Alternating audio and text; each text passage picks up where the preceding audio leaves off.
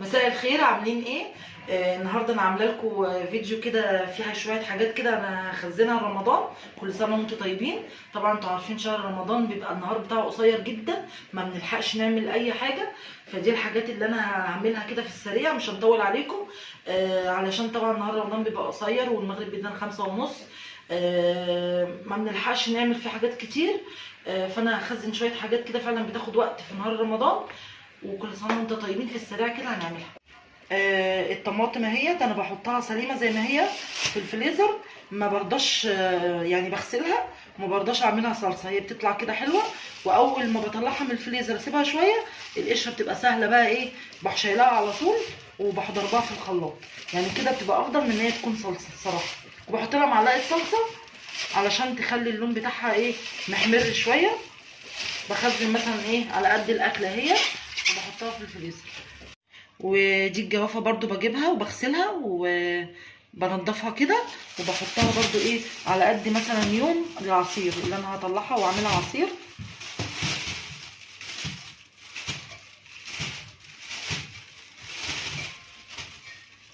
اهو ده كده مثلا على قد يوم اهو، وبحطها برضو في الفريزر، بتبقى سهله على طول. الكرنب برضو بجيبه لانه بياخد وقت طبعا.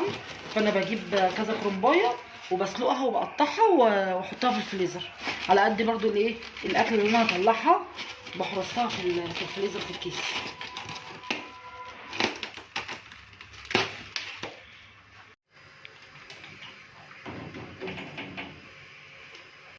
بعد ما سلقته وقطعته اخليه يبرد شويه بس من السخونيه، وبعد كده احطه ايه، ارصه كده في اكياس واحطه في الفريزر.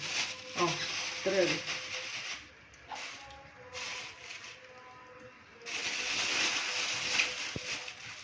احط برضو على قد الاكله اهوت، وبرصه بقى في الفريزر كده. الورق العنب برضو من ضمن التفريزات بتاعت رمضان اللي بتنجز معايا. ان انا اعملها دلوقتي. طبعا اديتها نص غلوه كده الورق العنب، ونضفته من القطف بتاعه، وبرضو ايه برصه كده في اكياس.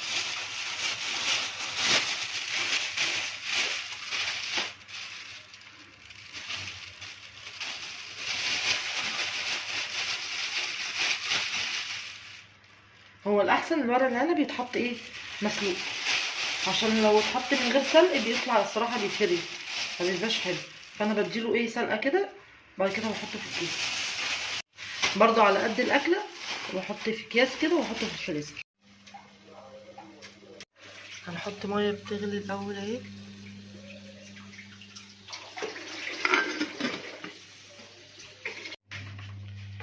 ده جزر مبشور، وشويه عدس اصفر، وده رز برضو مغسول، كله مغسول ونضيف.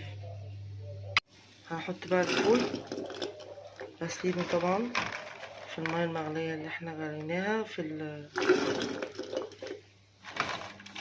القدره.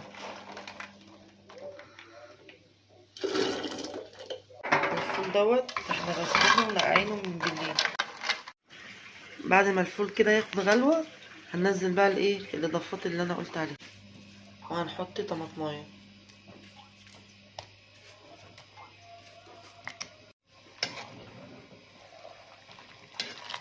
هنسيبه بقى على النار كده ساعة وربع، ساعة ونص، يستوي بقى.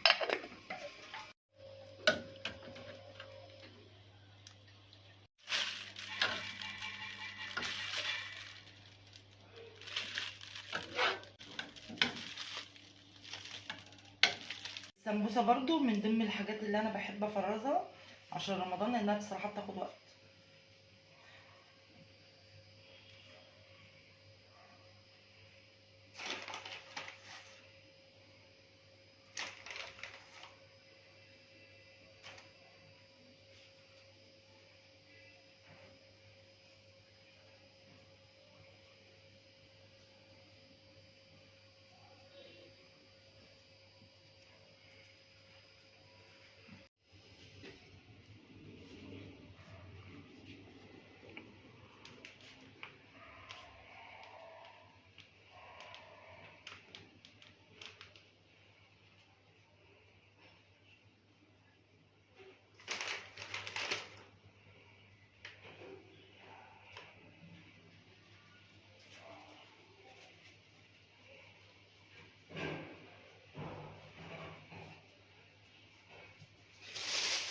اهي.